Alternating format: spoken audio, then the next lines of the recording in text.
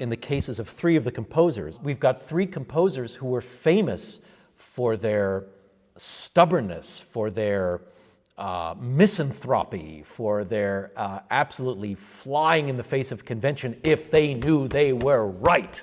That would be Elgar, Bartok, and Beethoven. Scary characters, all of them. Let very few people close to them in terms of their private lives, and yet were capable in their music of exhibiting such joy, such tenderness, such a wide spectrum of emotions than their crusty facades might have led you to believe. So that became an unintentional subtext for this program.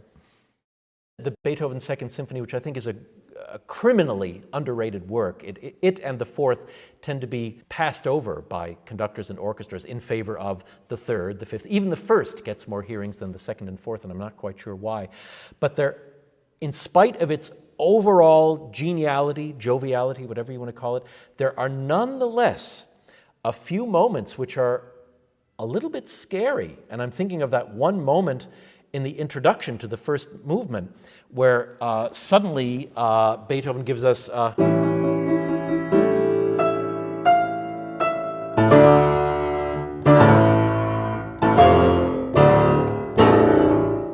where did that come from? That, to me, is a simple presentiment of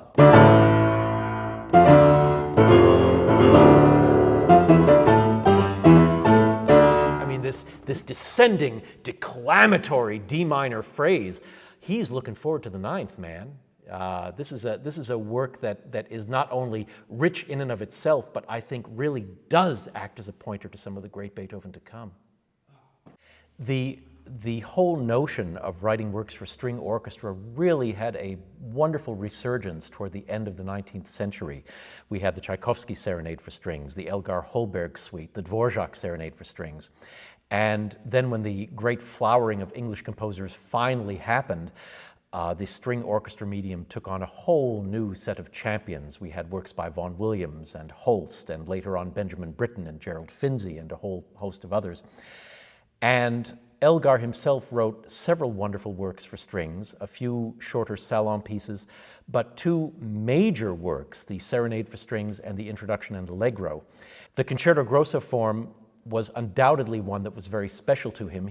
It was probably very much on his mind to compose a work that would balance the solo string quartet with a large string orchestra, and the ways in which he interlaces them and has the quartet sometimes as a solo entity, sometimes just adding little dabs of color to what the string orchestra is doing. It's an amazing work, and I wouldn't be surprised if Vaughan Williams had this work in his mind when he wrote his Fantasia on a Theme of Thomas Tallis, which was for three separate string groups, one of which is a string quartet.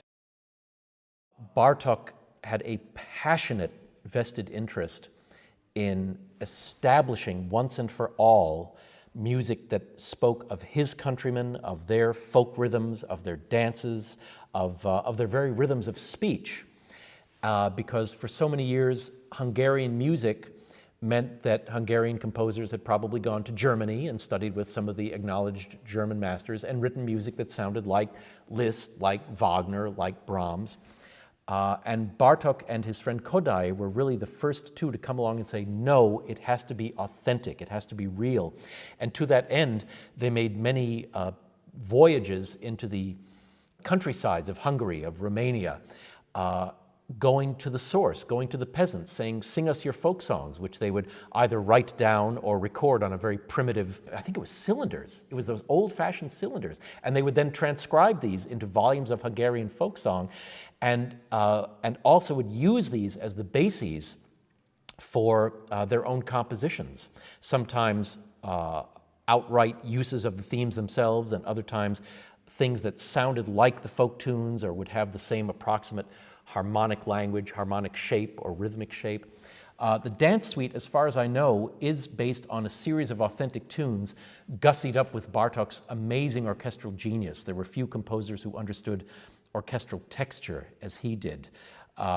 This is a work that was written as a celebratory work to celebrate the anniversary of the fusing of the cities of Buda and Pest into Budapest. And so he wanted to write something that was undeniably Hungarian. The Philharmonic is so pleased to constantly have its fingers in as many outreach pies as we can. This includes our current involvement with Cornish College of the Arts, where we are doing read-through sessions of student compositions, where we invite young students to sit side by side with our more experienced players in certain concerts, where we go out to communities that might not have their own resident orchestra and present concerts there. And I think by far the most popular of our outreach activities is our yearly Don Bichelle competition, which attracts wonderful young musicians from all over the Puget Sound area who compete in friendly competition to win the prize of performing a concerto with the Seattle Philharmonic. This year we're very pleased to present Mr. Simon Berry, who's going to present the GORDELI Flute Concerto on the present concert. And just a couple of weeks ago we had our competition for next year's concerto appearance, which is going to be Marie Rosano playing the Shostakovich A minor concerto. I can tell you in both cases, these are musicians whose musicianship far exceeds their years. It's a little bit scary, but many good things are.